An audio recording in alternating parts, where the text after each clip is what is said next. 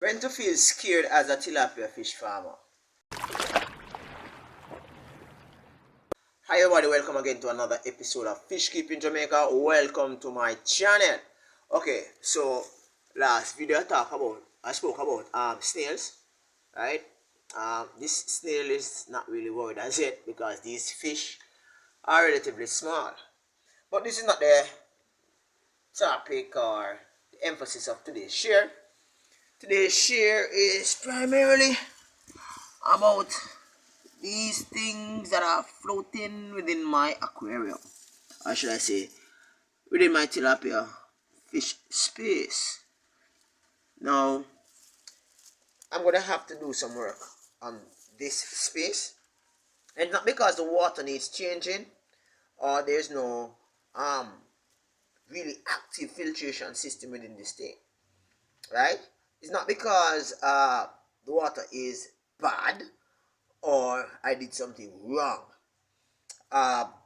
It's obvious that the tilapia that exists within this space, some are actually outgrowing each other. And there's massive amount of aggression that exists within this space. Now, if I should wake up one morning and I should see several dead tilapia, juvenile, should I say, babies, floating on the space, then I will be worried, because I'll be saying that it must be something with the water or something got in and they consume it and they die.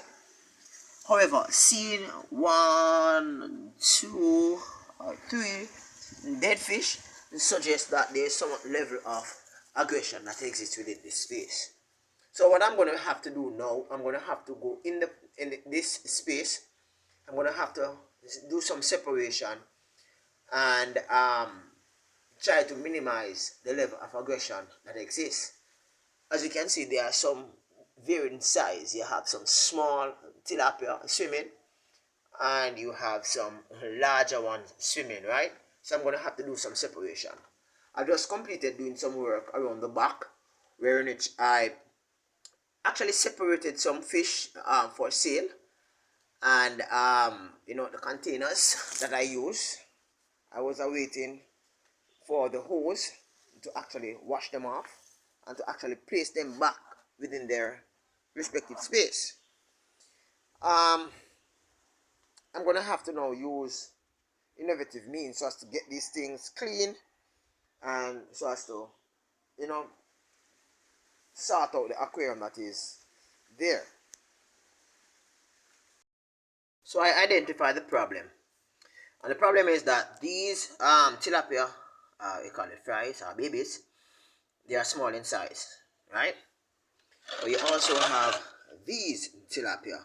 I call it's a midway between juvenile and babies.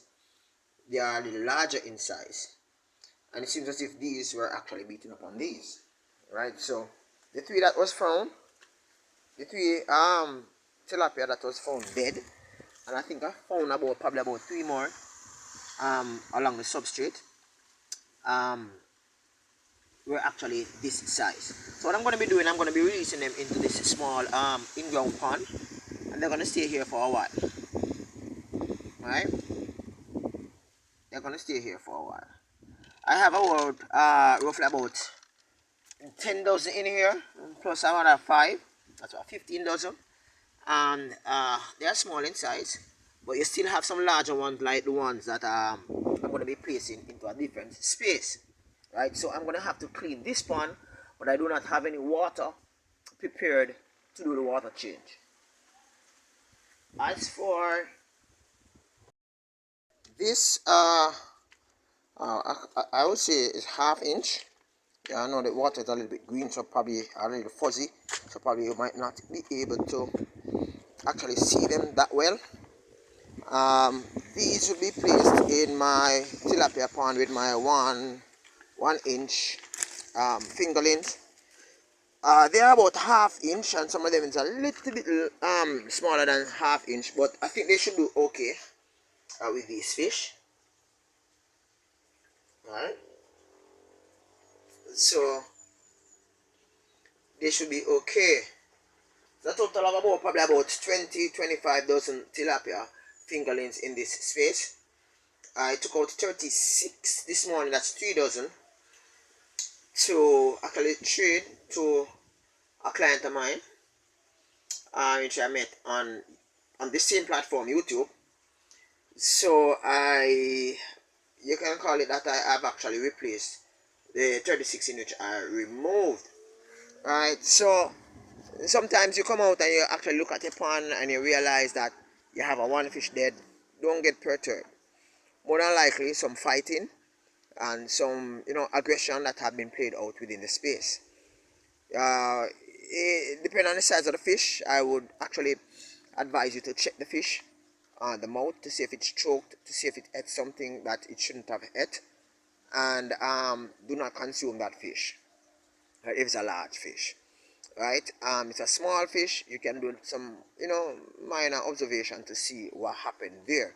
If you see some bruising, like probably some section of the fish looking black and blue, you can tell that the fish was actually being beaten upon by other fish. Right, so that's it.